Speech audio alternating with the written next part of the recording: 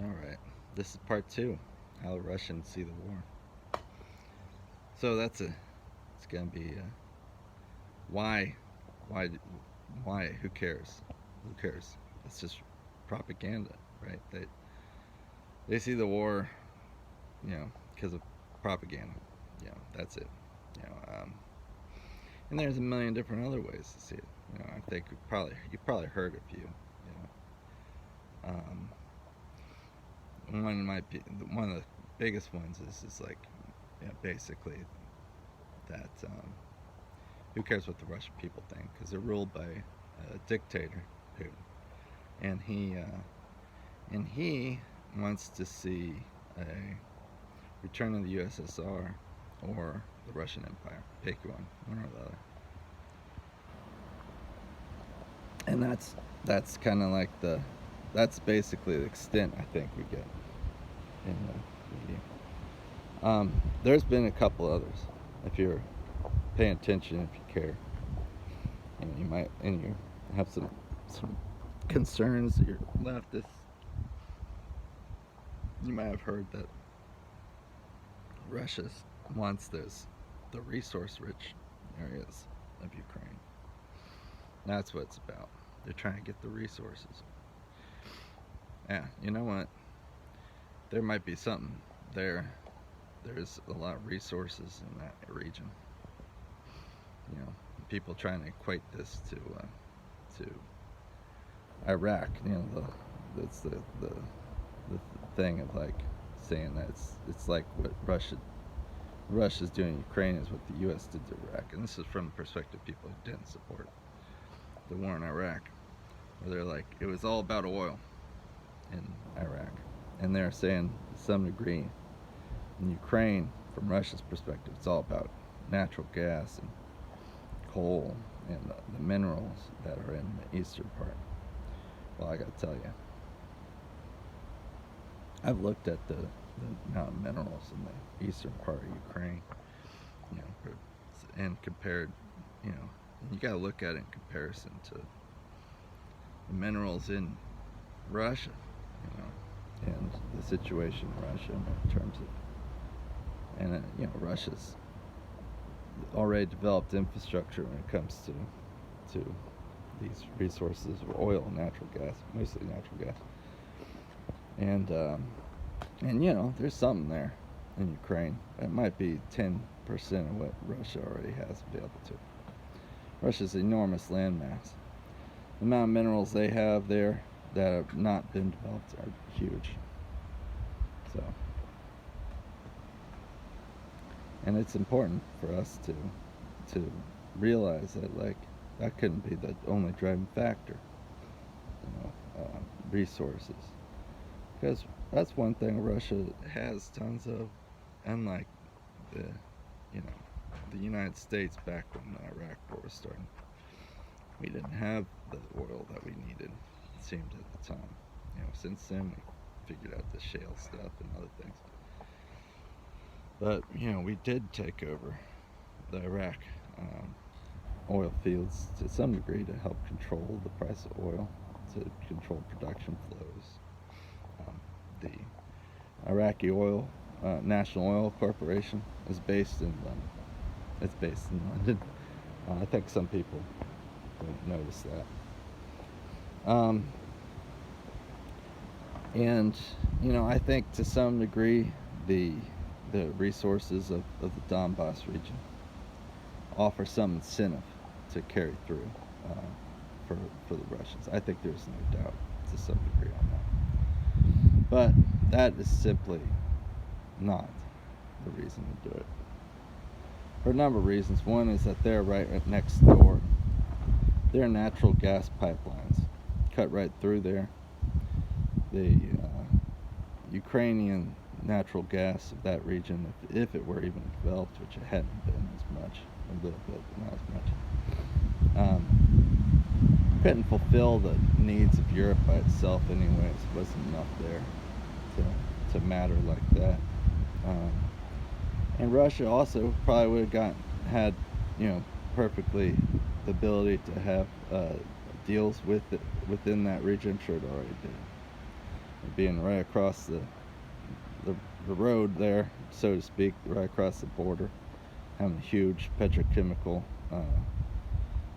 corporations that had, you know, integration with some Western companies already. As we know, it's, you know, these, you know, Russia wasn't isolated. It was part of the international market, so, you know, it could have been doing business. Plus, you know, one of the things was, it was one of the reasons why Russia has such huge foreign reserves is that it was exporting more than it was importing.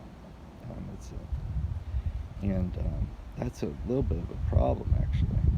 Having too much money. I know it sounds horrible problem to have, but apparently, from an economic perspective, you know, they have some issues around that. So just having more and more gas. You know, they're already number 2 largest oil exporter, I believe, in the world, oil producer, and petrochemical producer. I'm not sure how it breaks down all the categories, but it does. Pretty high for Russia. So it just doesn't hold up, you know, and for a number of reasons. That this was a war to gain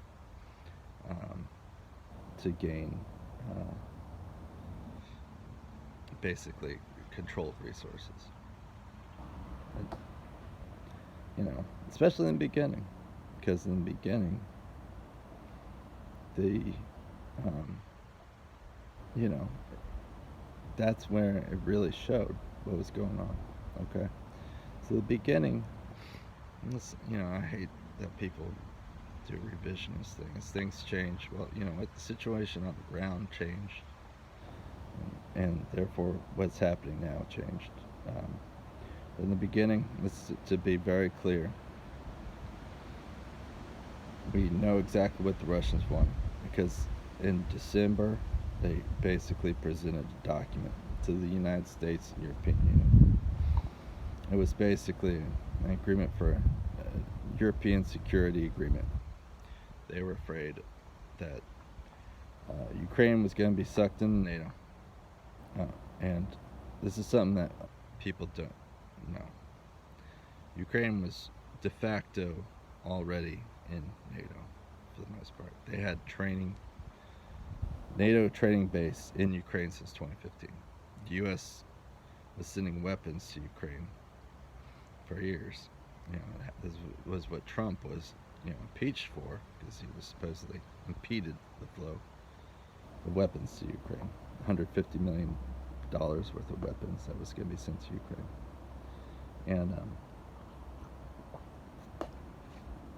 And so they had training, and they had weapons coming in, NATO trainers, training bases. They had, you know, a lot of these countries that are not fully part of NATO. There's a lot of countries that aren't fully part of NATO that are NATO adjacent, so to speak. They have some sort of special status. It's like Colombia, actually, literally in South America, has an agreement with NATO. It's like, you know, they're not part of NATO. They don't have technically all that what comes with that Article 5 or whatnot, but they have basically a degree of integration of their armed forces into NATO. They do group trainings and such like that, and so that's part of like the whole deal there. So that's part of the whole thing. You know, it's like, this is, Russia's watching.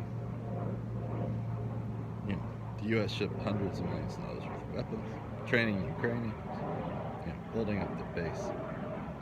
They sent a letter saying, cease and desist. And we can get into why, you know, it's like all this, you know, whatever. And the U.S. did not. They basically took Russia's plan, which is well written, as a written plan. They gave it to them. They sent it back to them after wiping their asses with it. I mean, it was like that, because the U.S. Senate backs told them, hell no. And they sent, $100 million worth of more military aid directly thereafter. This is before February 24th, the start of the war. This is a build-up. But just to say that there was an option to negotiate, and the terms of the negotiation were reasonable. It wasn't Donbass becomes part of Russia. And that's the situation today. The Donbass is now part of Russia, as it once was. And it will remain so. Don't think it'll change. It's not going to. So, this is just to say, it's hard to speak about these things straightforward, isn't it? So you keep coming into to different positions. So so what is Russia's position? Where does this war come from? Well, I would say this. Just give you a straight narrative. And it's a sympathetic view of it from their perspective. Right? Just to say, to let you know that from their perspective, they're the good guys. This is always something that you should know about wars. Just during wars, both sides think that they're the good guy. It's true. Both sides always think they are the good guys. Now, if you don't understand that, then I think you miss out. Now, it could be wrong. One side may not be the good guy, and that can factor into whether they win or lose. But it's actually not the determining factor necessarily. It's usually a determining factor of long-term support by the people of the governments of the countries. So the bad country won't have the long-term support of the people. Although the bad country that takes over a lot of other countries and takes all the resources, well, they might placate their people for a long time. But, the people they take over are going to be eventually gang up and saying no to them. And, you think I might be talking about Russia or something, but I'm talking about the United States first. So basically, let's get back to it. But here's Russia's perspective. I won't go back too far. Well, let's go back a little ways. USSR broke up. I'm going to breeze through this. USSR broke up. Gorbachev had a deal with the United States. They got rid of the Warsaw Pact, which was the equivalent of the Eastern countries to NATO. And Reagan basically agreed. Bush basically agreed that we're not going to have East Germany is going to be reunited with West Germany, so they'll be part of NATO. But after that, not one more step closer. NATO's not going one more step closer towards Russia. And the U.S. basically said, yeah. We didn't write it down, but everybody knows we said yeah. The Russians were like, yeah. They said yeah. And a lot of people in the United States and Europe was like, okay, we're going to get a peace dividend. That's what people would say. Because, we're not going to be paying for this incredibly expensive Cold War anymore. And so we're going to have peace dividends. Going to do wonders for us. And that ended up not being the case, right? We basically, NATO didn't stop. So they kept pushing. First, they did some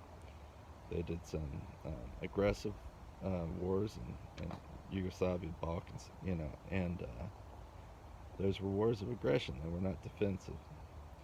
They later, and then they incorporated in five times they moved closer and closer to Russia's border, took over the little Estonia, Latvia, Lithuania states, and made those parts of NATO. And people are like, well, these countries want to join NATO, and they want to join the EU and NATO. Well, yeah. I mean, let's just be clear. The USSR fell apart. It fell apart hard. Their economies were wrecked. Um, it, what can I say? Economic wrecking happens. It sucks. But the smallest countries that were part of that were the most hurt by the wrecking. That'd be Estonia, Latvia, Lithuania. When the USSR fell apart, their economies became horribly affected. They're in a terrible situation. These are tiny countries that don't have a lot of they were integrated into a greater USSR. So all of a sudden, decoupled from that integration, maybe what they were producing had made less sense because it was a part of a chain of production and stuff. And of course, there's a million other reasons: privatization, all this sort of stuff. Every country of the USSR faced huge shock. It was a shock era. I mean, the Russians during the 90s, on average, lost 10 pounds in 6 years. It was the same, it might have been even more, for the Cubans. The Cubans it would be another country, not formally part of the USSR, but they basically were in U.S. because the U.S. had an embargo on them. They had trade with predominantly USSR, and they were trading basically sugar cane because Russia doesn't have a lot of sugar producing capabilities up there.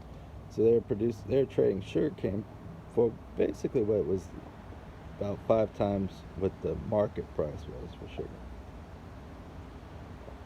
And importing so much other stuff like oil, for example, all sorts of things. And so, that's why when in the 90s, I remember this as a kid, it was on the news all the time about, the Cubans that were building rafts to get to Florida. And part of the reason was that the U.S. has had a rule that it's just for Cubans. If you're from Haiti, you don't get that rule. If you come to the border from Haiti and you're a Haitian, you're basically like, get the hell out. You can't come in here. They'd be like, well, we're starving, and you fucked us over, and we're repressed.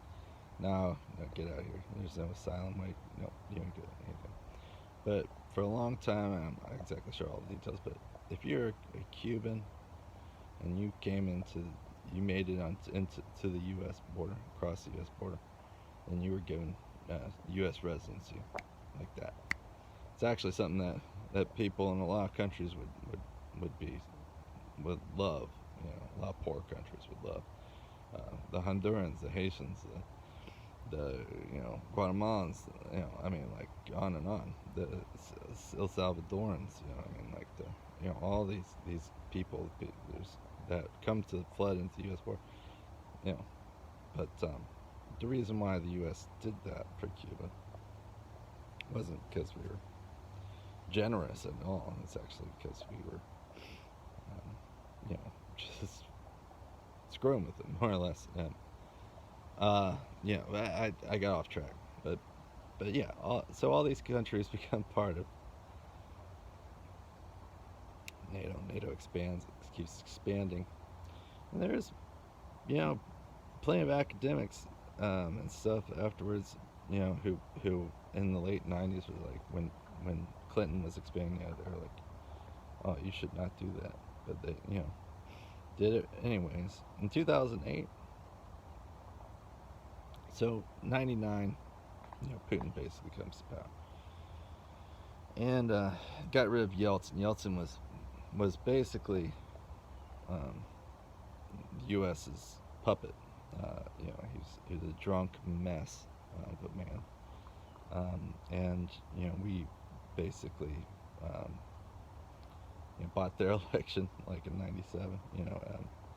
It, it it's just so ironic. People don't know history. And But Putin came to power, and I think the U.S. thought he was going to be another guy for us, Yeltsin, and he wanted to play ball. Actually, he even suggested, hey, we'd like to become part of NATO. Can you believe that? He even talked about becoming part of the EU. I mean, right? The U.S. said no, can't. Other countries might have been interested, but the U.S. was like, no, no, no. It's like, why not? Why wouldn't you want to incorporate your enemy into? They're no longer. They want USSR is USSR is over.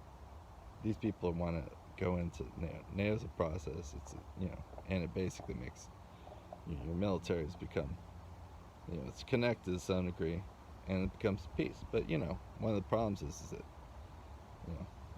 Russia is the number 2 arms manufacturer in the world. 19% of arms sold in the world, or something like that around, is from the USSR. It's just second from Russia. Just second to the US, which has 68% or something like that, and the rest, the other 10, 15% can be split between 5 or 6 different countries. So, but the U.S. is, so the U.S. lied. We kept marching NATO closer and closer to Russia. We denied them entry into NATO, and we marched them closer and closer and closer to the border of Russia. There's actually a funny, just something to recall, a little pop culture thing. House of Cards, y'all might have saw that. There's a character in there. That plays basically Putin. He's the president of Russia. It looks like Putin a little bit. And the president, which is that canceled actor right now. I shouldn't say his name. I'll get in trouble. But he they're having a conversation like alone in a room. They're like sharing a whiskey or something. I think it's down a flight of stairs, kind of a little hidden part of the White House. And Putin basically says in that, the character is playing the Russian president, basically says, like, you don't have us fooled. We know that you're building bases circling our country, getting closer and closer around us. And the U.S. president basically just avoids answering that call. They're like, I don't know what you're talking about. But just to say that this is something that we've known for a long time, and that show's been on for a while. But in 2008, Russia basically said that to the U.S. because the U.S. went off and said, and a show of extreme belligerence. They basically went out and said, we want to bring Georgia and Ukraine into NATO. And Putin said, oh no, you cannot do that. And he gave this great speech in Munich that really kind of started the break on Russia's side, between Russia and the West. Basically, Russia had been trying to be friends with the West while maintaining their national sovereignty. And the U.S. and it had improved itself in the 90s after the disaster. They had corrected some things, and they were changing. They were growing back to being to some degree what you call a great power. They're a big country. They're modern. They're well educated. They got a lot of resources of people and sophistication. It's like, yes, you call that a great power. Long tradition. It's been stable for 1,000 years, more or less. Just a tough ups and downs. But yeah, and basically that's where Russia said in the Munich speech. That's where Putin basically said, "Look, you cannot treat us this way. We will, not only we're not going to accept you moving closer to our borders. We're not going to accept you surrounding us with your NATO bases, with your nuclear weapons, all that sort of stuff. It's just not going to happen." And 6 months later, something like that, the Georgian War started, or the Second Georgian War, I believe it was. And Russia basically pushed Georgia back from the regions of Georgia that were basically had been independent from Georgia. These are basically federated areas that have independence, like Transnistria in Moldova. It's like a Russian enclave. It's Transnistria. It's federated within Moldova. They basically have. It's a federated system, which means they have internal autonomy over their area and a lot of say. Moldova is their country, but they're part of it, and they have a lot of say. And that's what Ukraine. In 2014. Let's go straight forward. So Ukraine is like 45% Russian-speaking country. This is like in 2000. This is, because Ukraine's borders have changed around over the years. The northwestern area is the more Ukrainian identity area. The eastern and the southern areas are more the Russian areas. It's been a long time. There's also different other ethnicities and countries in there. Poland's had a cut of that. I believe Romania might have had a piece of that, but there's a lot of different countries have had parts of Ukraine over the years, and their independence for the past 30 years they faced the same thing as Russia faced in the 90s, but they never quite. They're a quarter the size of Russia, a third the size, a quarter the size, and they never had the stability that Russia had, being it was already kind of like the capital of the center of the USSR, so to speak. So it never recovered quite like Russia did, from the breakup of the USSR. It never recovered in that way. So it still dealt with the corruption of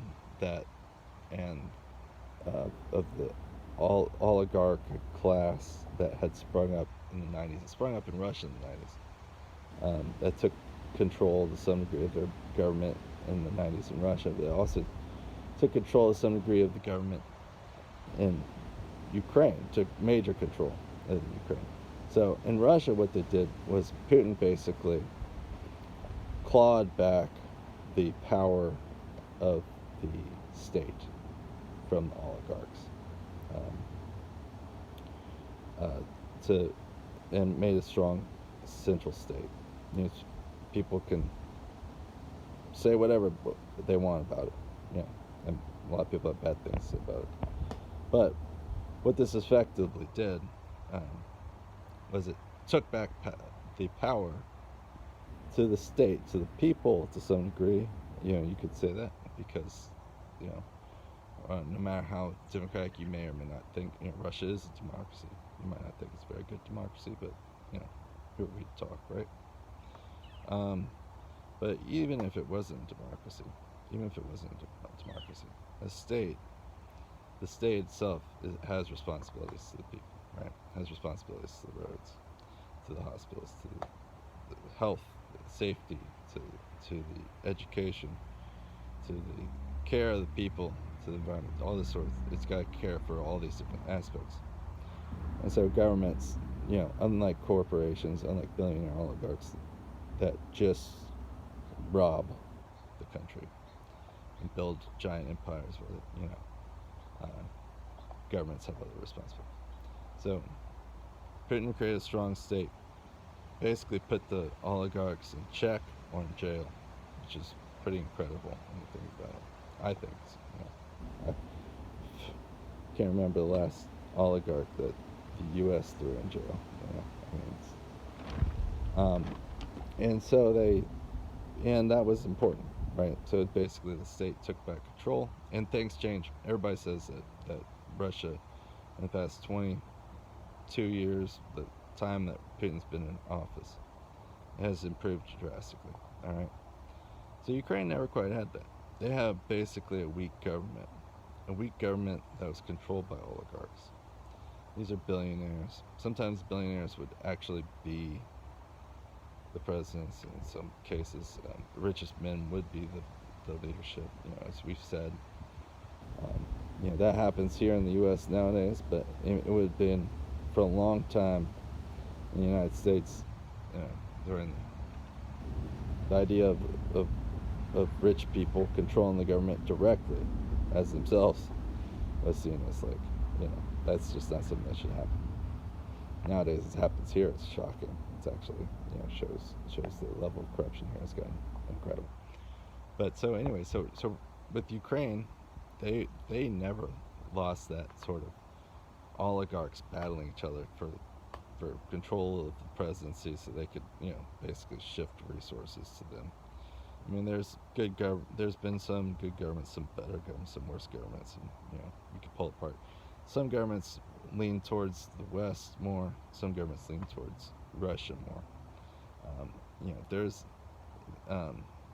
in 2014 there was an attempted color revolution. In 2004, there was an election. It was close. Basically, it went one way. Color revolution happened. They flipped it basically they did a revote, I think is what it was, and it turned out the other direction. But it's like it was like 51-49, sort of thing. But it went to like the people or the side that the U.S. wanted back then, and it was through color revolution protests, undoubtedly backed by the United States. So eventually, the next election went back to like kind of the Russian side,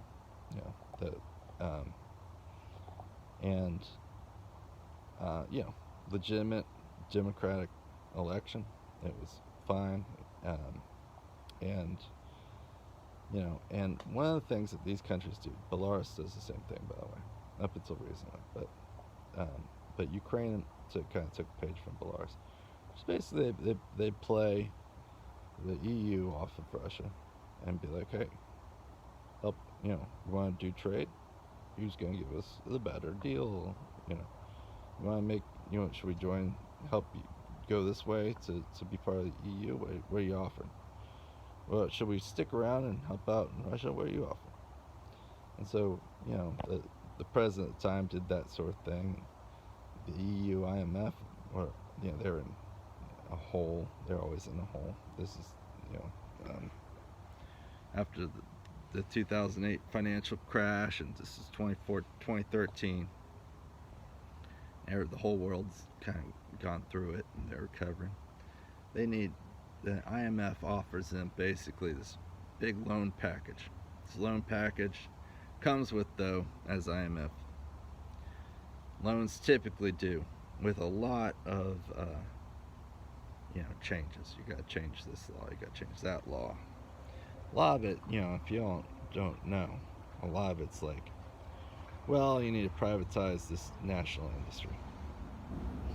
Privatize your water company, that sort of thing. It's like, well, but that's a monopoly utility. Wow. Yeah, well, that's what you got to do. Or it might come with, we'll give you this, I think it was like 10 or 15 billion. We'll give you 10 or 15 billion, but you got to get rid of your labor laws, your pensions.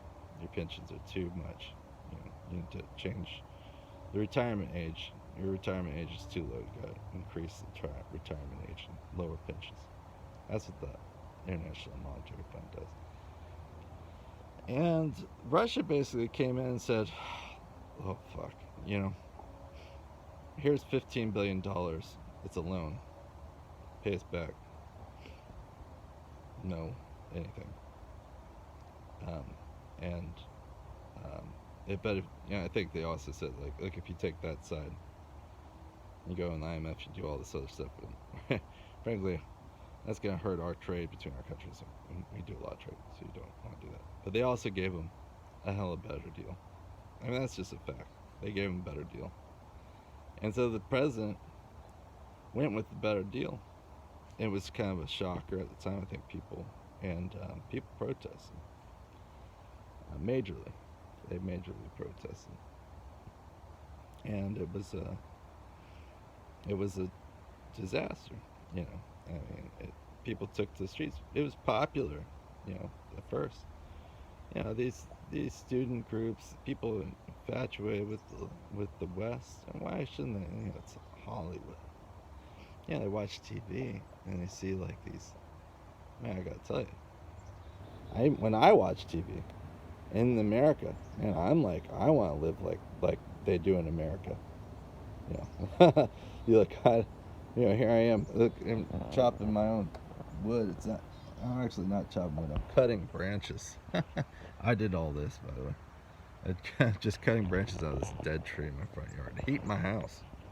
Because, you know, I mean, look, out there in the world, America ain't what the TVs look like. I'd like to live in that America too, where all those rich people and all the TV shows and movies live. You know, you know, it ain't like that for most of us. I mean, you know, we get a lot of junk. Can't tell you, Americans got the most junk. Regular Americans, poor Americans got a lot of junk. You know, but God, it's our cultures. Ugh, it's messed up, man. We just destroyed our culture in the process. I mean, it's trade. We basically traded culture, uh, you know, education, you know, courage. I mean, you know, who knows it? Health, wellness, well-being, you know, state of mind, for cheap junk, you know, and no, and it's temporal. You know, they're basically, you know, we no longer, we don't, you know, now they're trying to take that stuff away. You know, they like want you to rent everything your whole life, never own a damn thing in the future. That's what America's basically starting to look like. So just so you know, it's not all that good here. But you know, if you look at the movies, man, those people in TV shows, it's amazing. They never seem to care about money. You're like, wow, all these people who go into their shrinks on TV all the time, talk about their problems, never have money as a problem. Wild. So yeah, trust me, it's not like that. Everybody's got problems. Money's a big problem. All sorts of things, problems. Lack of time, lack of culture, lack of education. I mean, you know, on and on. But all right. So what else am I gonna say about this? Oh yeah. So you know, people protest. People took to the streets. Popular. You know, young people, students, old people. People have been, like I said, who gotten a taste of the what the West had to offer to some degree, and the promise that they were all going to be rich one day if they just were a part of the EU. The EU was going to make them all fabulously wealthy, and NATO, you know, was going to be fabulously wealthy if they could just be part of the EU and NATO.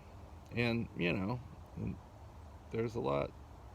There was a lot of, you know, and it's not true, of course, but you know, but that there was earnest feelings in that, and they thought that the West wasn't corrupt, you know, and they felt that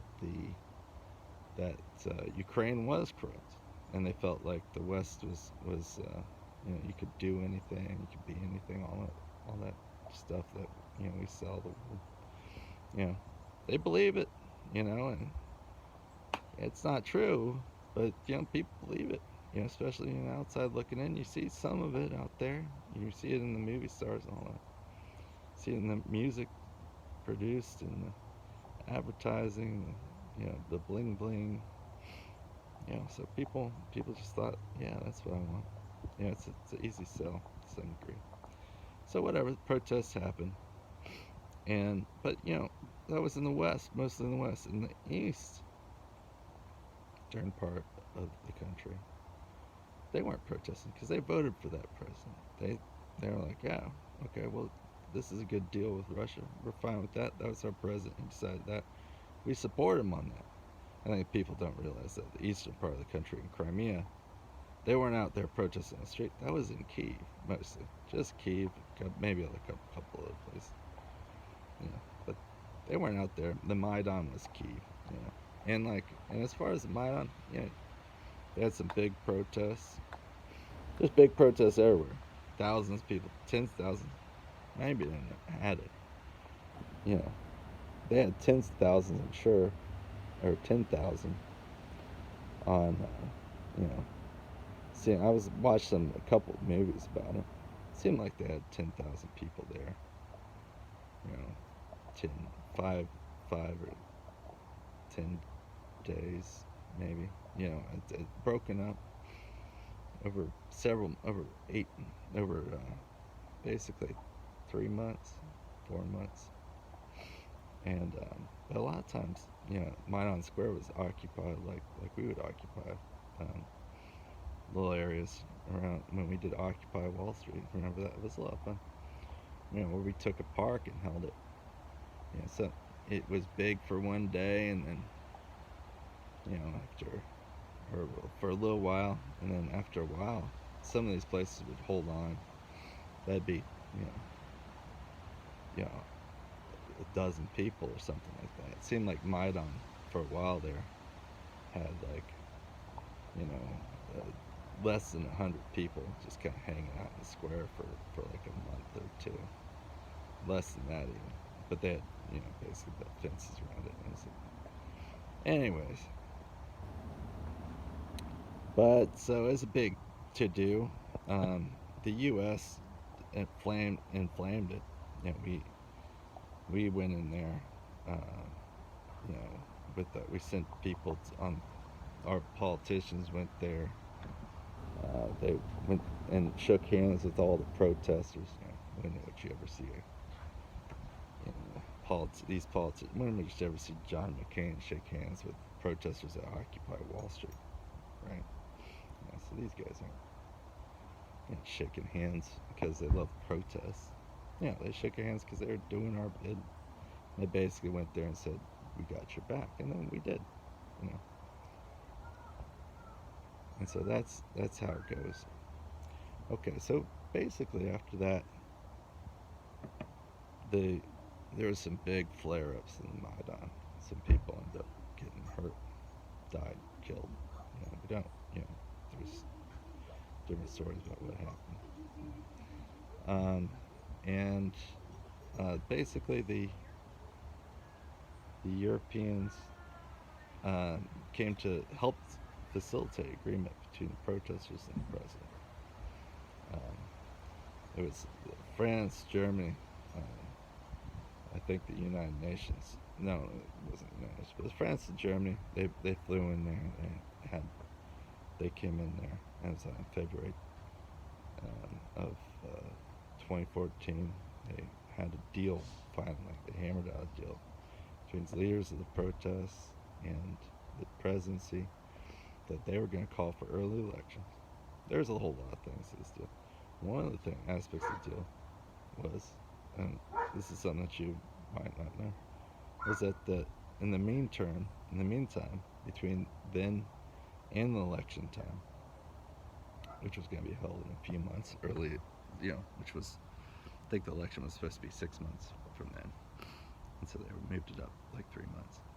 But that in the meantime, they were going to have the eastern states, that's the Donetsk and Luhansk, they were going to have more federated control.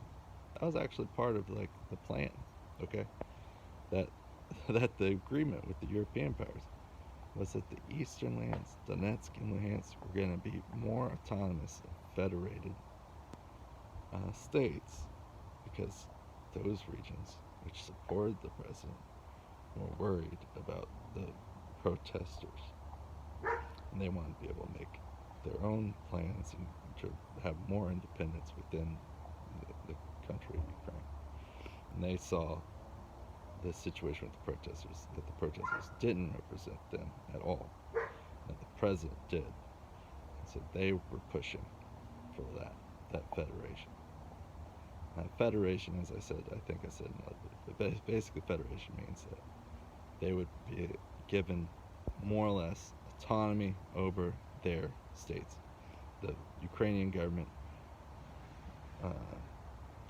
might still have control over some, would have control over the whole country in terms of, like, you know, arrangements with foreign countries, that sort of thing. But internally, they would, the areas of those regions would have autonomy. And plenty of countries have this arrangement within their countries. This is not all that unusual. Yeah. And so, yeah. But the next, so here's the deal. It was agreed to by the parties involved. They announced it. The protesters came out. They announced it to the public. They said, "We've agreed. We've got a deal. Here's the deal. You know, we're gonna have." And part of the deal is the police are stepping down, and the protesters are clearing out. And that's the deal. So the protesters, you know, started clearing out. Now at this time, these right-wing militia groups in Ukraine, they put a call out to their people, basically saying that they went against the protest leadership. Okay, so they went against the Western, you know, the people that I think a lot of the left would identify with in the Maidan protest. They went against those people who had made an agreement with the president that avoided further change, and they went in there and they charged in the next day because the police had been pulled out.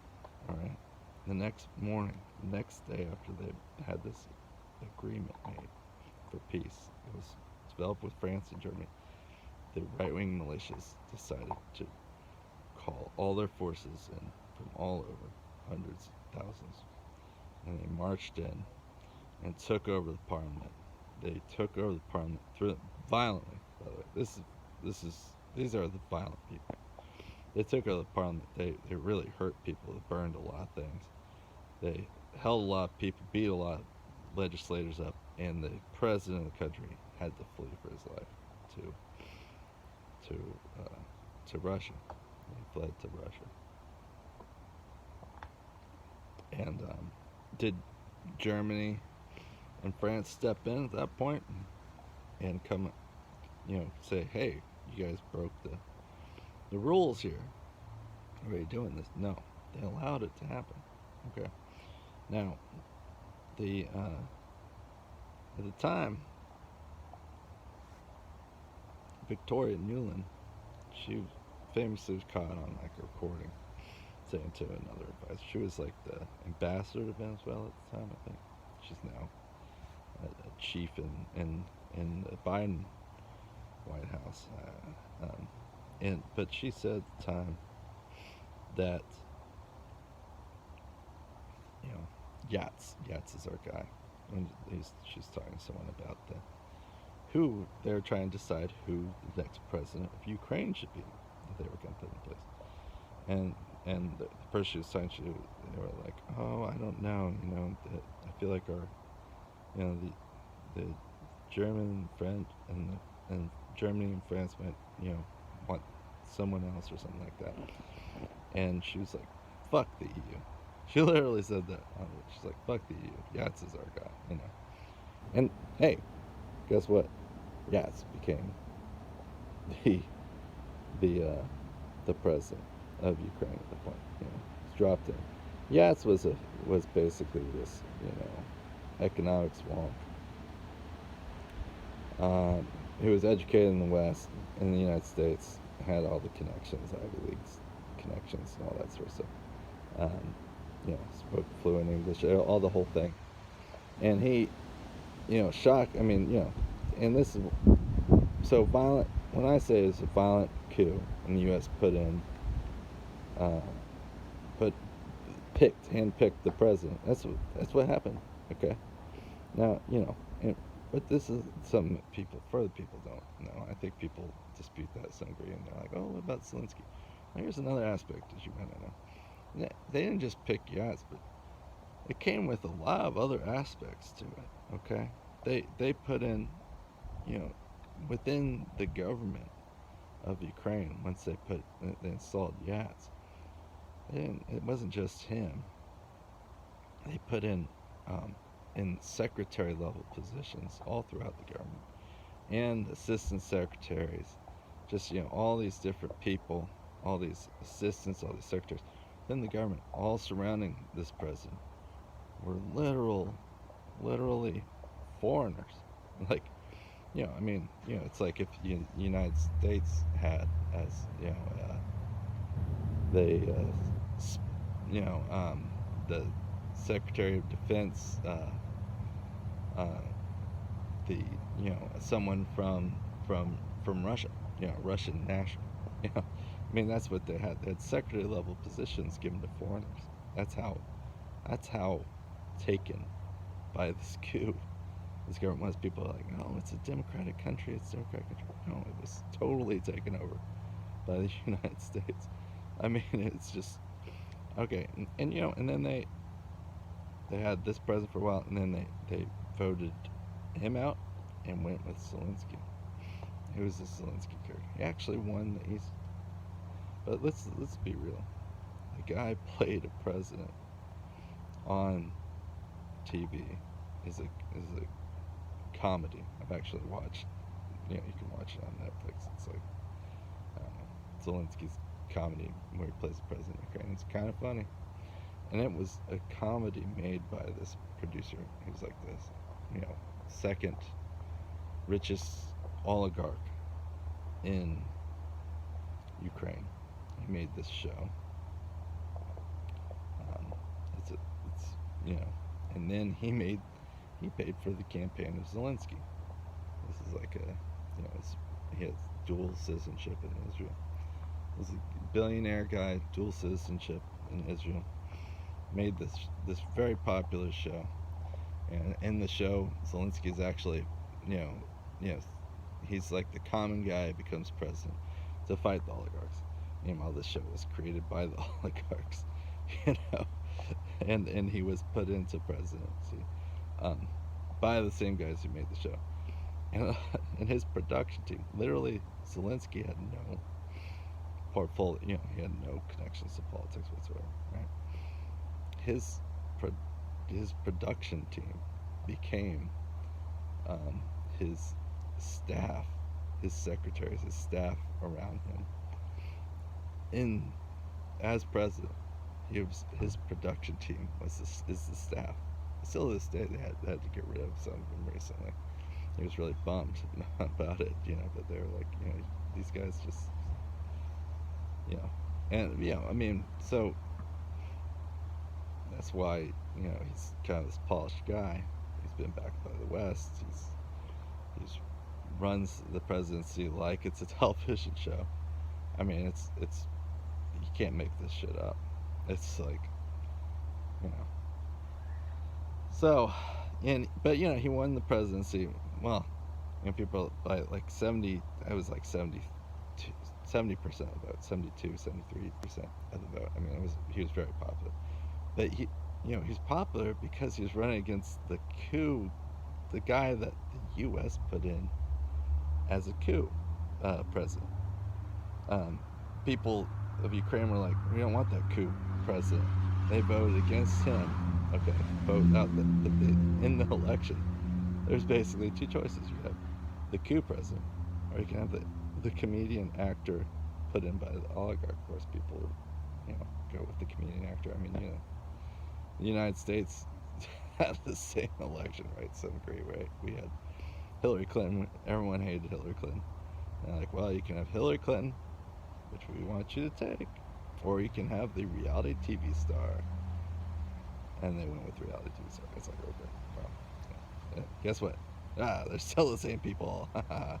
You know, and you know, I mean, he had, you know, his campaign page was like, you know, positions were like one page, but he does definitely ran as supposedly the guy who's going to bring peace to Donbass. Because I didn't mention this part, but yeah, remember how I'd said like the peace deal agreed to right before the the takeover by the right wing fascists for federated areas and independence, um, more independence and lead up to the early election.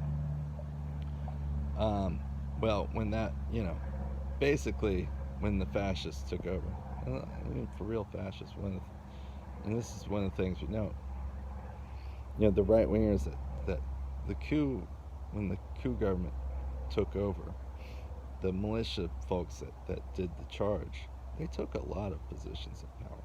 It was something like 25% of the parliament. The following election, they actually lost a lot of those positions.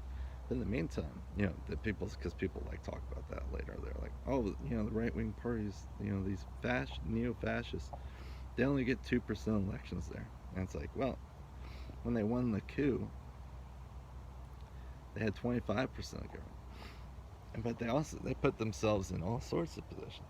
One of the biggest ones is in the military. You know, they basically put their militia officers, their right wing, you know, organization officers, and they have a bunch of different fronts that they put these, you know, but they put them into leadership roles, you know, within the government. You know, this is not like elected positions. These are like, you know, in the government after the coup happened. They, you know, these are permanent jobs. It's like, you know, you pay off people, give them the job. Yeah, you guys just fought and kicked the ass of all the parliamentarians. Yeah, you forcibly gonna take a percentage of the seats. Okay, I understand that. Oh, you're also gonna take roles in the military and the police force and all that sort of stuff. You know, leadership roles. Okay, and they've held them since then. They've only gotten stronger. You know, so yeah, you know, it's not like the Nazis were that are a huge number of people. I mean, they you know, the nationalism has grown incredibly in Ukraine, which, you know, I mean, we have some feelings on that one way or another. But the, you know, the the gross sort of Nazis level, maybe, you know, it's grown a little bit. But yeah, it's not a huge sector of society. It's big. It's not. It's not tiny. They have a huge. They have actually a huge amount of sway. You know. You know. Straight up Nazis getting 2% of the party. That's what I'm saying. You know, that wouldn't happen here. That's getting 2% election.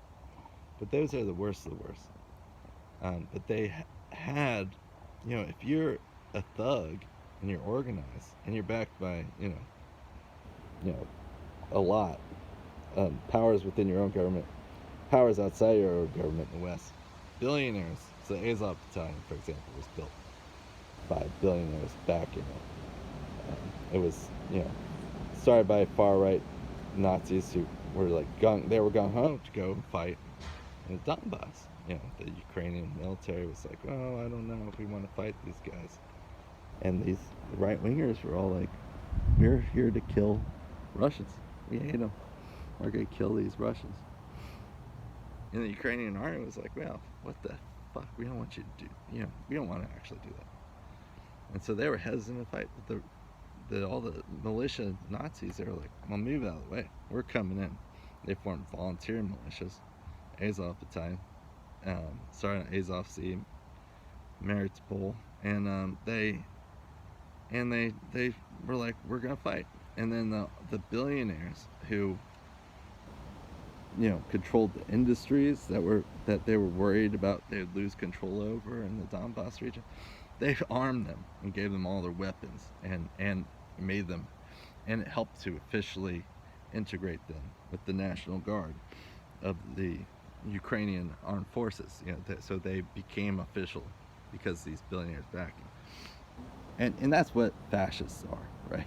I mean, Yeah, I think in the U.S. we really lose track of this. It's like where it's the states and the corporations and this billionaire, the super rich, you know, it's when they control a government for their own interests, and they've got like, you know, more or less a brute squad of ideologues, you know, powered by nationalism. That is fascism, you know. Yeah, um, yeah, and you know, there's people are like, oh, but Zelensky's Jewish, and so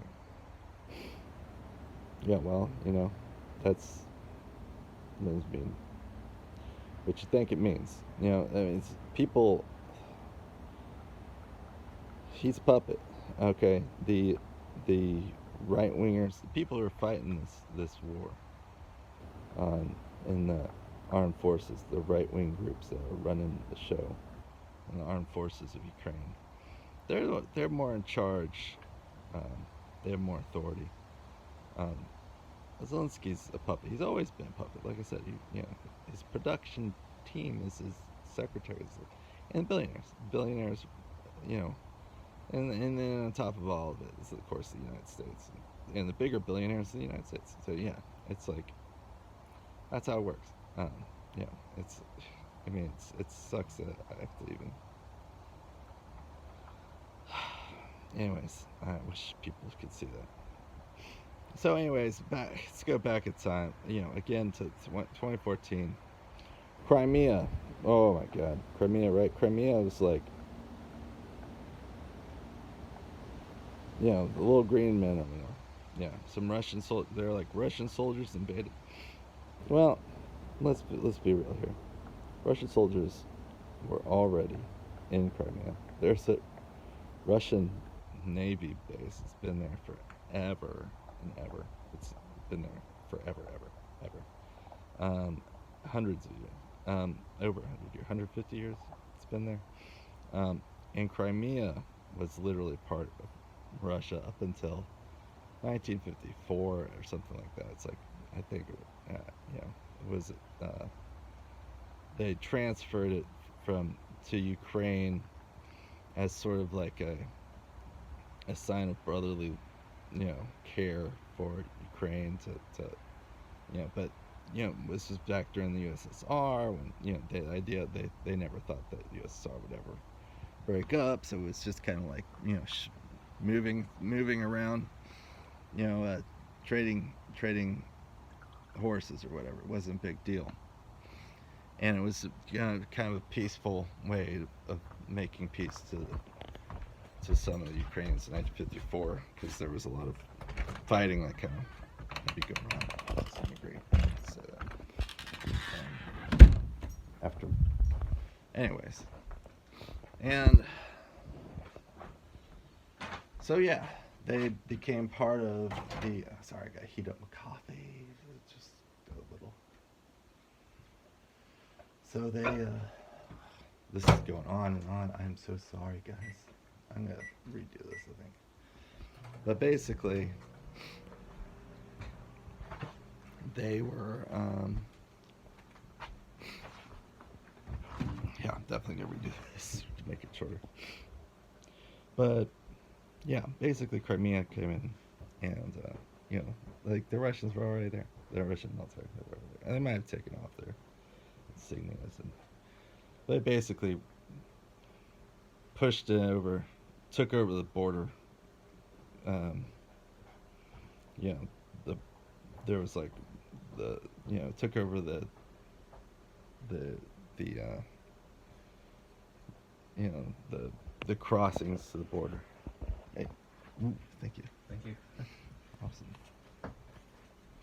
And they took over the crossings to the border, and then they held a referendum within a month. It was pretty quick, you know. But one thing you need to know, okay, another thing you need to know is that uh, the Crimean wanted to be a part of Russia in the 90s. Actually, there was attempts to make it part of Russia, and Crimea was itself an independent state of Ukraine. Okay, so these are things that you might not know. You know, it's like they were had a lot of autonomy already because they wanted more autonomy from the Ukrainian government, and so they got a lot of it. And also, to some degree, they were had been screwed over by the Ukrainian government for years. I mean that because the Ukrainian government did not particularly care for the fact that the Crimea had wanted so much autonomy, and they and Ukrainian government. The reason why Crimea wanted autonomy from Ukrainian government was, well, they had a lot of connection. They're mostly it was overwhelmingly Russian area. Um, it is also Russian, very much a Russian vacation zone. A lot of Russian tourists come through there. So it's overwhelmingly Russian culturally speaking, and vacation area. That's where their economy was connected, um, and they so they wanted to be independent. They've wanted independence for a long time. Yeah, but but the first law passed by this coup government in 2014 banned um, Russian, the language, using Russian language in at the government level. You know, because the country had two national languages. One was Ukrainian, one was Russian. So they basically got rid of Russian as the second national language, which is, 45% of your country speaks, you know, a language, and you say, well, fuck them, you that's what that's what Nazis do, you know. They, it upsets that 45% of the country. So yeah, so Crimea, which is already fairly independent at this point, they have their own legislature there. They have their own independence. They're already very autonomous. Um, they've uh, and they've had it for a long time, and so they're able to just basically do a referendum, and and they have it. They have a vote, and it's something like 92% of the people voted for it. And a lot of people are like, "Oh, it's not a fair election," and all that sort of stuff. You can go poll people. You poll people back then. You poll people now. Everybody wants to be part of Russia. Polling is not off. I mean, people might say that's shocking. No, so why would it be shocking? You're mostly Russian. You all can speak Russian. By the way, I mean, every Ukrainian can speak Russian. Ukrainians, not much different than Russian, really. Uh, but most of you, that's the country you're most connected with. That's where you do most business with. You have relations there. Um, you, they have, and of course Russia, better wages. Yeah, better wages, higher pensions. I mean, it's just the economy, 10 times, 10 times the economy of Ukraine. Of course you want to be part of Russia in that situation, especially with corruption, and you just had a coup government taking over the fascists who ban your language. 92% vote in favor. Well, does not sound unreasonable, actually, and considering all that at all. Considering that you already want to be independent, you're afraid, you're afraid what the nationalists might do now, considering they don't like you very much. Of course you're going to vote to join Russia. It's like crazy if people don't understand that, or they're like, well, who cares? They should have to stay in there anyways, in Ukraine anyways, even though fascists took it over in a coup. I'm sorry.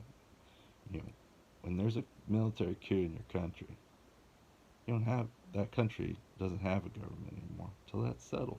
That's how it is. All bets are off. And that still hasn't been settled in this country of Ukraine.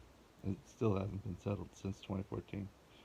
And okay, so yeah, Crimea basically just changed the lock at the door. Not a single shot fired. No one killed. Crimea becomes part of Russia. A single shot fired, no one killed. Um, by the way, at the same time, just so you know, I mean, you know, um, half the Ukrainian navy went to Russia. They were just like, you know, fuck this coup government. We're heading over to join Russia. They're just like, this is fucking ridiculous. A lot of the army said, yeah, fuck you guys, we're not fighting. Because the Ukrainian tried to, you know, so after Crimea's vote, Donbass, remember they were promised to become a federated region, you know, because they were just so fucking pissed at this coup government. You know, they wanted the same thing Crimea had. You know, they wanted more autonomy. They were promised that the day before the coup happened. And so they were like, yeah, screw you guys. We are declaring ourselves independent republics, you know? So they declare independence, and the Ukrainian army is like, you know, okay, well, we're going to have to fight you on that civil war. It's a civil war. Big fights in the beginning. 14,000 people get killed. 80% of them are the people in the Donbass and Luhansk, you know, fighters and civilians in Donbass and Luhansk regions. But we're talking like something around 25,000, 35,000 injured. Okay, which people don't. You know, you probably heard the 14,000 killed. We're talking about another 35,000 injured. That's a lot of people, you know, and constant shelling. There's been shelling all the time for 8 years since then.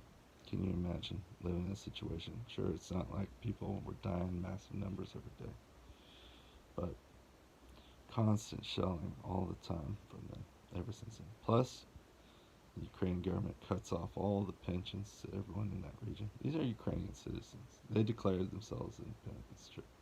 These are Ukrainian people, and but they speak Russian, you know, and they're just like, and they're like, we want what, you know, we were promised, and rather than negotiate or anything like that, there was negotiation. It was the Minsk agreements, actually, you know, and because Russia basically, you know, they were like, Russia said, yes, we'll Crimea come into our country, but when, you know, and they were like, we got it, because, you know, that made sense. But then because they were already independent, but when Luhansk didn't do it, and Donetsk got the idea to do that, and Russia, and they were like, Russia, hey, we're voting to leave, you know, come take us, and they were like, oh, no. And by the way, other areas were voting that way too. There's, I think people miss that. Yeah, like what about those other regions? The, you know, well, like that have been taken over. Well, all those regions had people too. That a lot of them tried to vote to have independence as well. Sorry. And they faced. That's where the Azov battalion got started, you know, because there were massive protests all over the place, not just in those two states, but there was like in Mariupol. I'm really bad at pronouncing these places the right way, but you know, they on the Azov Sea, you know, they had a huge Victory Day celebration there in 2014, and it was like protests or for people who in support of their connection to Russia and for independence to some degree. And the Ukrainian army came through on Victory Day with tanks and you know, and these and they burned down the police department. People got injured and broke up the parade. And there's images of the tanks rolling through there. So that was, and that's where Azov Battalion got started, because they basically, the Nazis came down, the militias, and they formed the Azov on the Azov Sea to basically keep that city in check. Some of them were locals. I'm not gonna say it's all out of towners or anything like that. Keep and to clamp down on the Russian-speaking peoples. Everyone for the Azov, for the Nazis, all Russian speakers. All Russian cultural people who had relations to cultures, who had relatives in Russia. Which is right across the border. It's right there. It's the biggest partner, trade. It's a place where you hang out. It's a place where you go. A place where you study. A place where you find love, get married.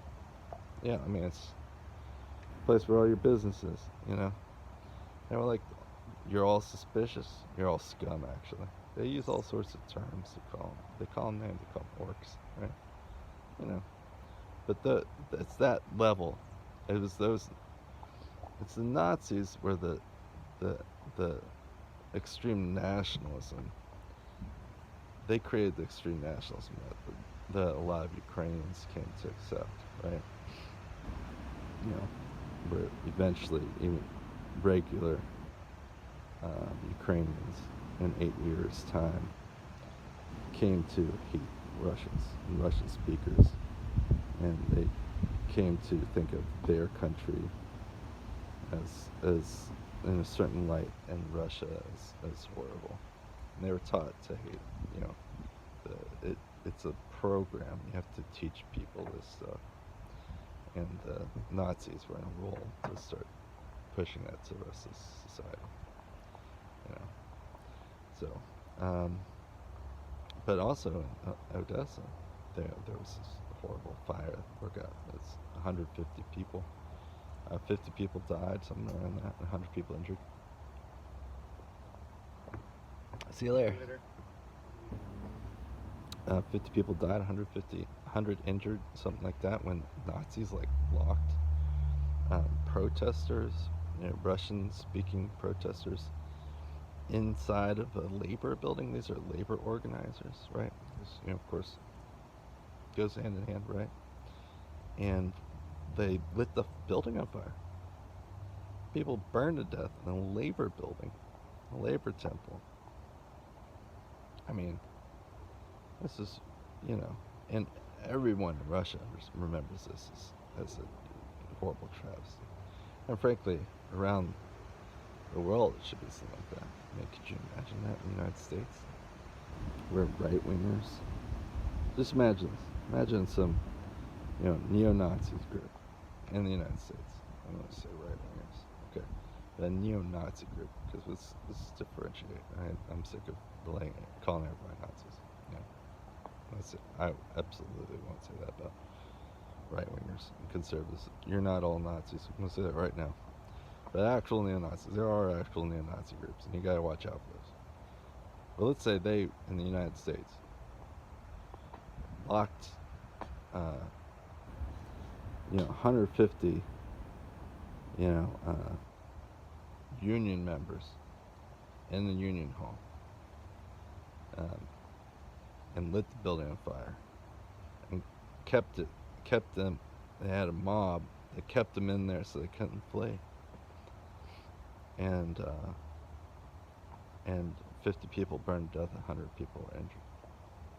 I just think you'd remember that in the United States being probably one of the most important things that ever happened. Yeah, that's how Russians feel about that. And the Russian-speaking people of Ukraine, that's how they feel about that. So, all right, so I'm trying to spell this all out to you. Russians feel that way too, right? They don't like Russians. They're like, how's Russia really? Well, these are Russian people, and they think of the Ukraine. Russia has had a long relationship. Something like a third of Russians have relatives in Ukraine. A third of Russians have relatives in Ukraine. Okay. This is people are like, oh, Russians.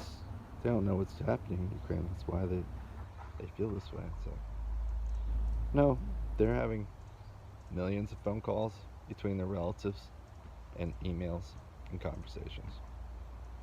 Yeah, they know exactly. Russia knows what's happening in Ukraine. They know it directly. They know it all very directly.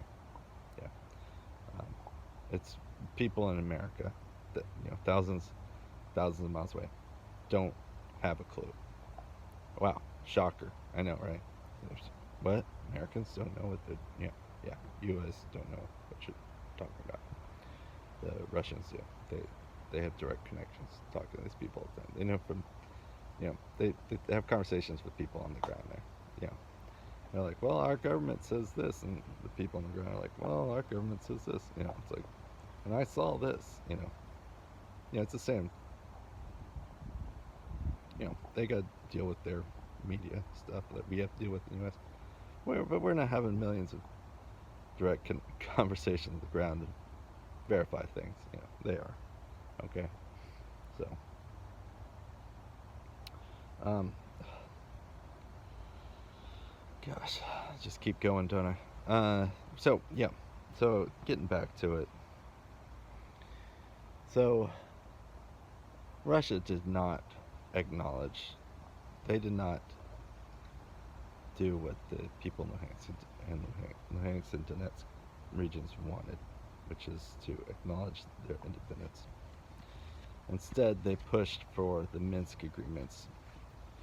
And at the time they sent a presence to the border that was similar in size to the presence that happened in December and January in January of 2022. Big presence at the border to show to the Ukrainian army, stop your aggression. Do not attack these people. They didn't cross over. There's a lot of reports that say that. But I did not see much proof of that, of sending weapons. Definitely not heavy weapons. So you gotta keep in mind, these regions, these weren't like small amounts of people. These were organized people, include military from the area, police from the area, and had the control over all the military police resources of the regions, that was able to declare, take them over for themselves, and they had equipment. It did not seem that they got equipment. I think there were people who came from Russia to volunteer to fight. I was seriously saying volunteer, yeah. Because relatives, people go to volunteer to fight, and it happens all the time. There's people from the U.S. who volunteer to fight in Ukraine, and they're not even relatives. They're not related. They don't speak the same language. Well, Russians, if you're an ex-army person in Russia and your relatives Donetsk and a fascist government just takes over and your relatives just said, hey, we just declared ourselves independence. You're gonna be like, hoo-ha, let's go. I'm coming down there. I'm bringing supplies. Let's have at it. And I think that's what it was as far as like that. I'm sure that there was some, other sort of help to some degree, but it wasn't major.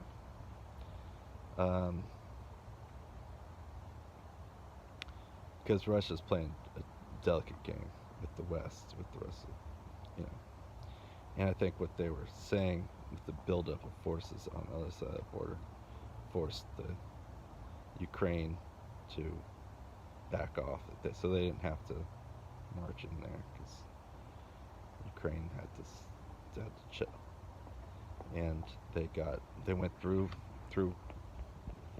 international channels to say, hey, let's make a agreement, let's do a Minsk agreement, and they got UN support for it. Okay, this is something that went through UN, and it was basically backed by Germany and France, your usual European big powers, and uh, and it failed once, and they pushed through again Minsk II agreements, and that kept going.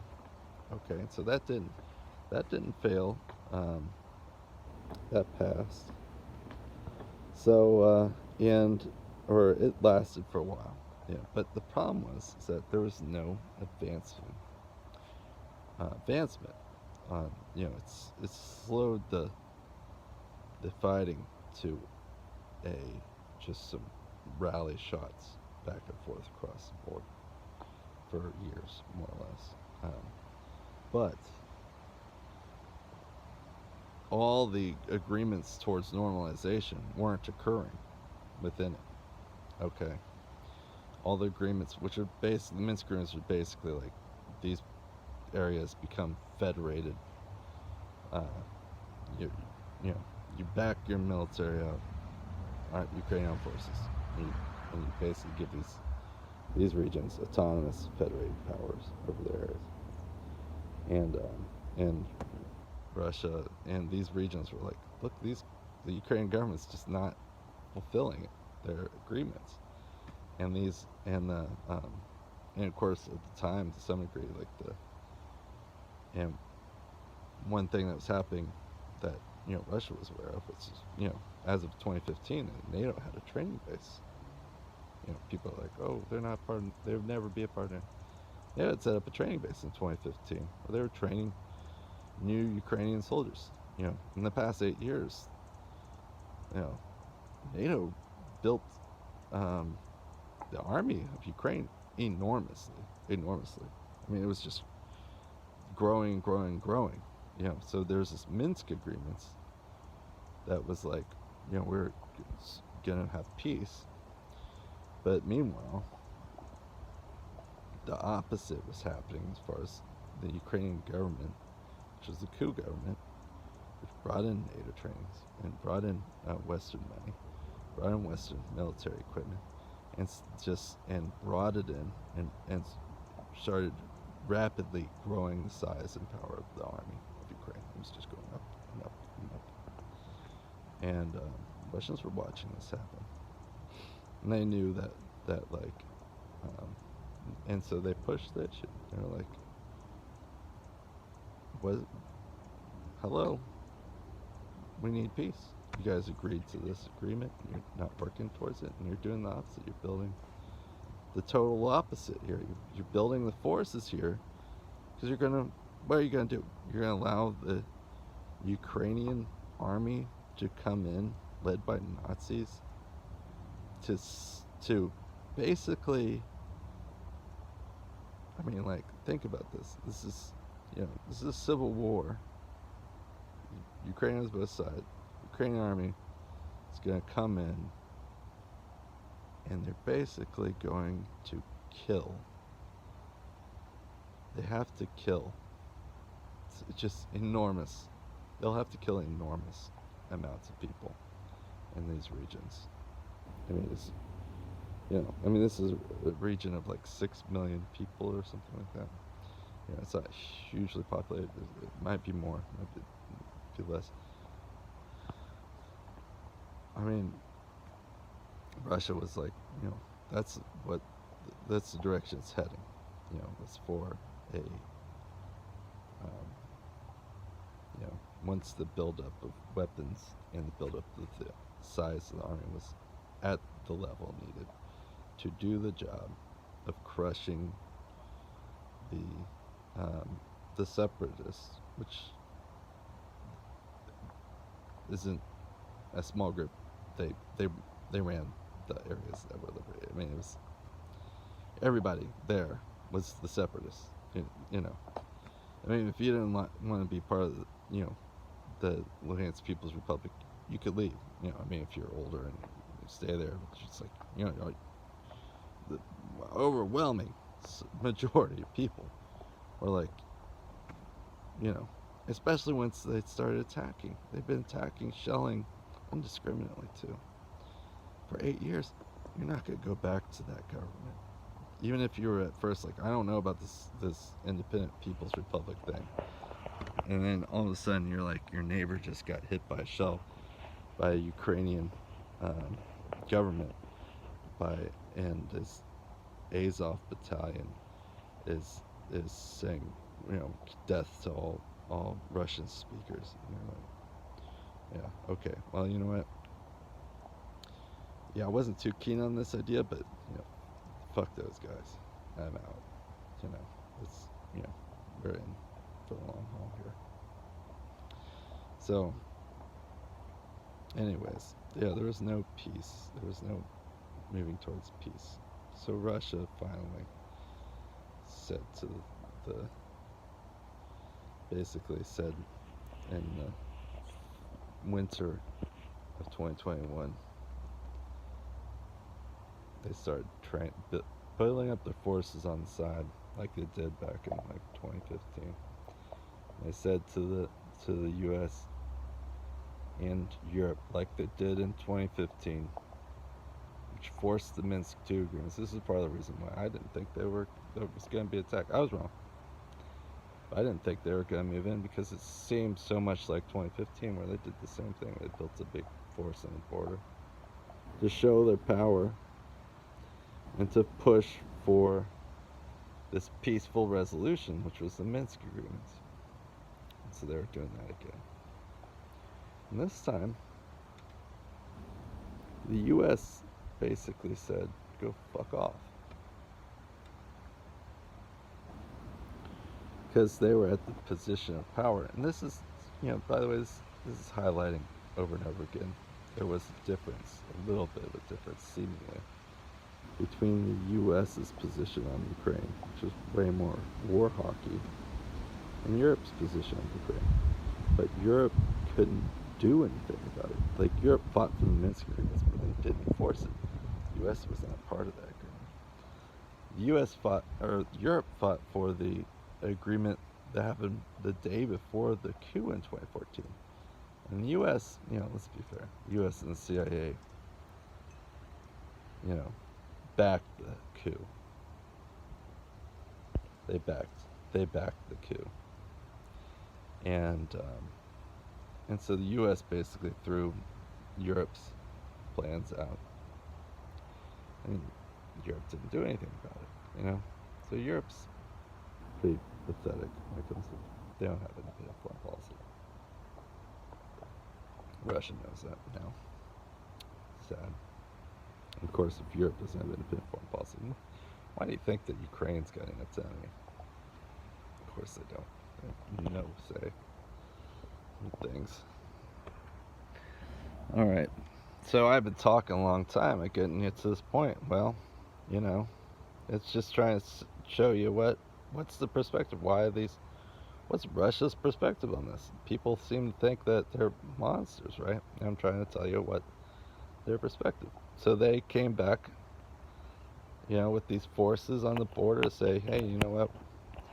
We're not going to let, there's this, by the way, there's a pile of Ukrainians that the armed forces of Ukraine are building up enormous fortifications. They're just absolutely enormous fortifications all throughout the Donbass region. And all these weapons are coming in. And their numbers are growing. These are things that are known, okay? The numbers in the Donbass on the line of division on the Ukrainian side are growing. They're training, they're sending in more people to the area. And this is all seen, this is all seen by Russia. Russia knows what's happening there. I mean, the U.S. knows what's happening there. Europe knows, but Russia knows, you can't move tens of thousands of people into an area. Any military equipment, not have it known in the modern world. Okay? And that's, and Russia's like, yeah, they've been seeing this build up for a long time. They're like, no. Minsk agreements, guys. No, you're not gonna just slaughter people. That's not how you're not going to slaughter. You're not going to, you know, this is a civil war in Ukraine. And the U.S., okay, just so you know, civil war in Ukraine, and the U.S. does not even border them. It's got no formal relations, with Ukraine, no formal agreements with Ukraine. The government never has. No deep relationship with Ukraine, never has. And they are arming the Ukrainian government. Half of the civil war, half their coup government, the unlegitimate government. They're arming those people to slaughter other Ukrainians. And they've taken away, to some degree, their autonomy. They destroyed, their elections. They put in an actor as president. Okay, I mean, it's shocking. It's shocking. Can y'all see that? We sided, the U.S., not me. The U.S. sided took over the government in a violent coup using right-wing militias to do our bidding. And then built up their army to go and crush the dissenting, newly federalized areas in the east, the Russian-speaking areas, the Russian cultural areas, with new weapons, new trains, and new hatred levels. So they could push all the way to the border of Russia, and what are they going to do there? Well, they're going to park there, build a NATO base. Eventually, it would become part of NATO. They'll be, officially. In the meantime, unofficially, they'll just keep funneling money in, keep funneling weapons. They'll be building Ukrainian bases right on the border. And they can make all sorts of deals. Huge bases right on the border. And eventually, once the Ukrainian, fort, the NATO, the Ukrainian military has been built up sufficiently, and the Ukrainian government has been fully integrated and full control by the United States, which it already has been. Then they could make them part of NATO, and then they could put nukes there, and it's like a 3-minute joyride, of a nuke to Moscow from Ukraine. What? Russia's not going to allow that outcome. And they had a choice. They intervene now and have, when they can, or risk the chance that they will just destroy it later. And the world, this would be a horrible choice. The U.S., So, they put it to us. We had plenty of options for negotiation. And we didn't. And, people called it fake, the guise of when, Russia did go in, there was shelling. My understanding is that the shelling was real. It seems like you can't really fake shelling, but that the Ukrainians shelled the Donbass, thousands of shells. This was like a big provocation, more than had been shelled in a long, long time. And at that point, Russia's just like, okay, well, we've got our forces there. They're not, we told them we were serious. We told them that like, here's our peace agreements, but we're willing to negotiate, but we're serious. We have a timeline. Instead, they sent more weapons. They said no to negotiations, and then they got their Ukrainian people to attack eastern Donbass. All right, well, they forced our hand, because we're not going to allow the Ukrainians to slaughter the Russian Ukrainians, their own people, that are begging us for help. We're not going to allow that to happen. It would be immoral. So they quickly, but it was all legalistic. This is one of the things. Putin was a lawyer. Okay. You might not like things about Russia or Putin or whatever, but they act very legalistically. They have a paper trail. They were like, we're going to they went to their parliament. They were like, parliament had to like recognize, you know, the Luhansk and Donetsk People's Republic, which they did. Then they had to go in an agreement, sign agreements of basically a military alliance if attacked. And they made the sign alliance, and they had to go through and we're going to have a special military operations, and here's the defined ways, parameters of it. It's in response to our agreement between us and these independent territories. And so we're going to go in. And they, according to Hugo, come here. Hugo. Doggy. Hugo, come here. Come on. Come on. Come on.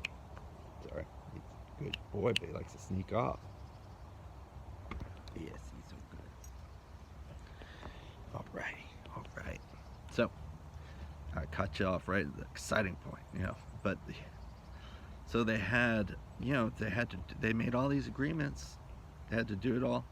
And so, according to, arguably, Russia's argument, they have several arguments in international law for this special military operation that they went into. They have several arguments under international law for under Article 51 of the UN Charter, amongst others. So they actually say, by international law, this is a legal war. And it was important for them to make that argument that it was legal. And the U.S. seems, they try and make these arguments sometimes. I mean, for everything that we do, we'll fake some, it's legal by this thing or that thing. But it's rarely. But, we don't care. We pay lip service to it. But, within a day, this was probably the most legal, according to the UN war I've seen in a long time, according to the UN resolution. Article 51 of war.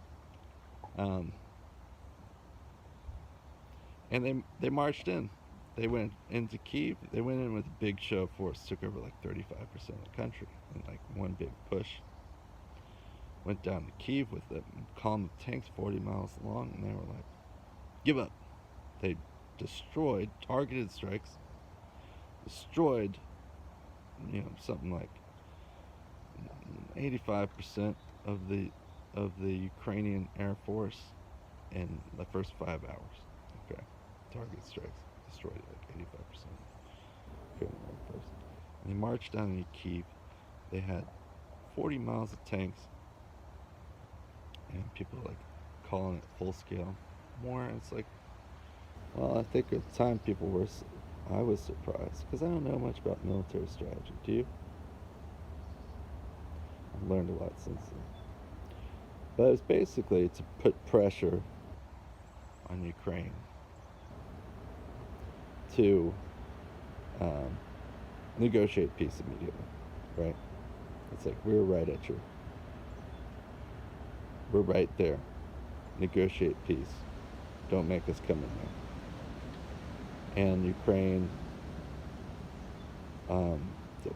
did. And within the first 5 days, Russia was calling, let's negotiate peace.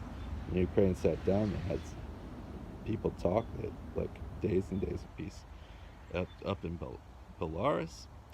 Then, took a couple weeks off, went back and had days and days of peace talks in Turkey. The Turkish ones came this close to being agreed to. Russia basically agreed with most of what the Ukrainians wanted, and the Ukrainians, Ukraine's like, this is what we want. And Russia's like, all right, we agree. And they were going back to like kind of finish it off, and Boris Johnson, Bojo, Boris Johnson comes stumbling into Kyiv and tells Zelensky, don't agree to peace. You'll get a better deal by sticking with this. You know, I don't want to say that Zelensky was offered a lot of money, or he was threatened, or he was just sold on the idea of like, oh yeah, we could win it all. But he went for it, and he's stuck with the path. But, I mean, this guy's a puppet. God, he sounds so stupid. It's amazing. People like him. And it's just, oh God, what's wrong with this? Like third graders.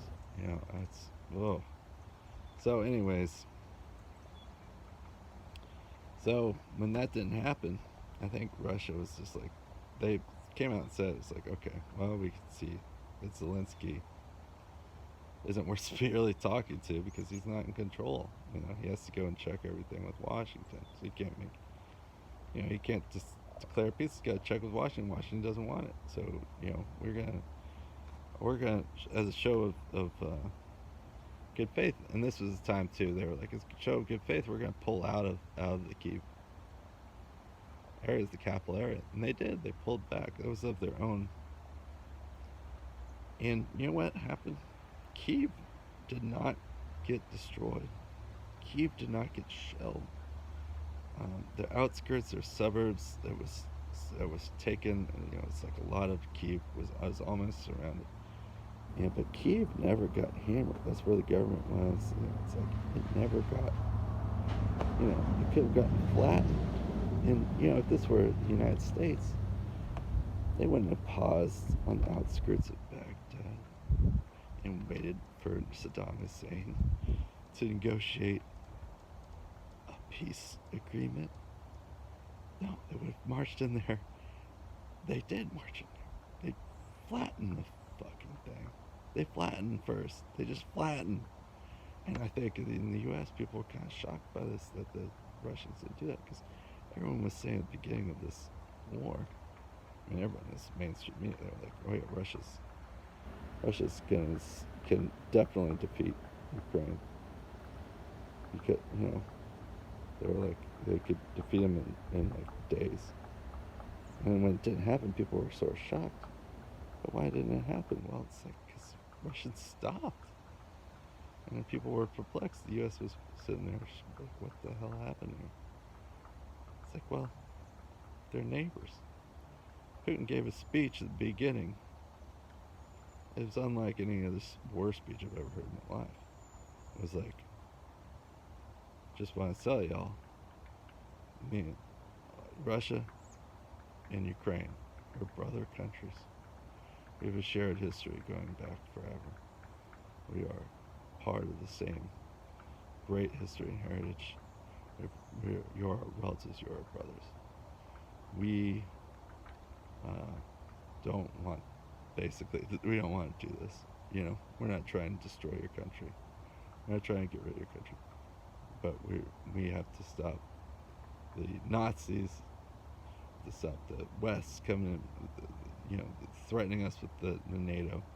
We have to, with the militarism, we gotta get, you can't build up your military to threaten us.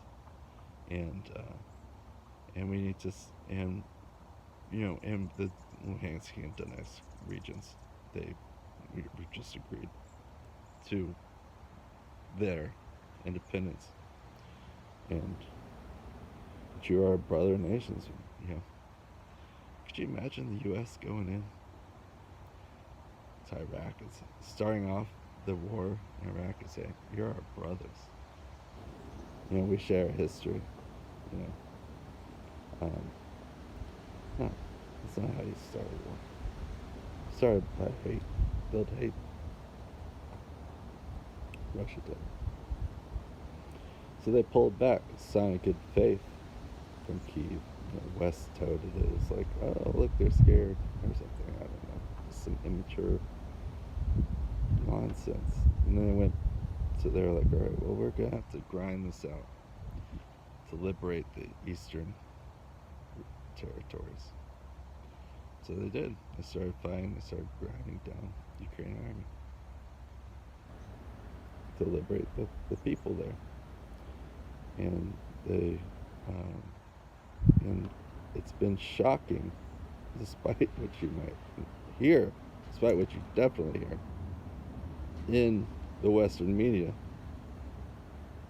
This has been one of the Russia is not targeting civilians. There are civilians that are being killed, and there are civilians that are suffering. That suffering's kind of going up a lot recently. And it's horrible. And if they aren't targeting civilians, it's not part of a winning strategy in Ukraine for them. So they don't do it because it doesn't make sense, right? It's also illegal in their professional military force. They have friends in China and other places that are very important for them, and so they know that they must be very honorable in their actions in this war because it's not very popular. Okay? But so they have a lot of reasons to not target civilians. You know? And they're not. They're just not. I hate to tell you this. They're not.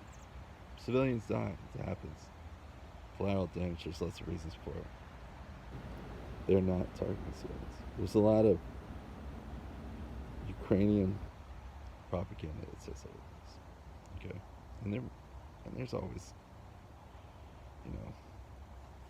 incidents, some military, but young men with guns, what are you going to do? You try and have, it's every military in the world has that problem, okay? But, kind of like the U.S. military, Russian military is very professional. And unless they're ordered to, they know that they're trained on how to go about what is legal, what is not, all this sort of thing.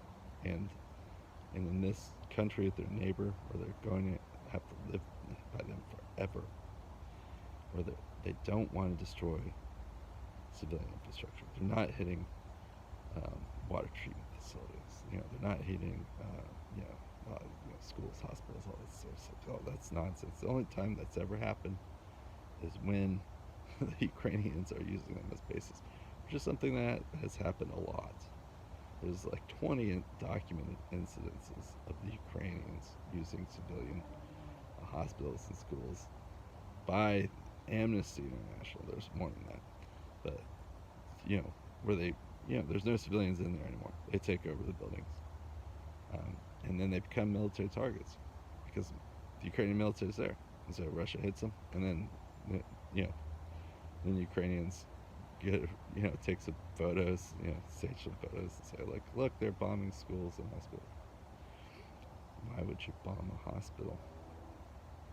Come on, folks.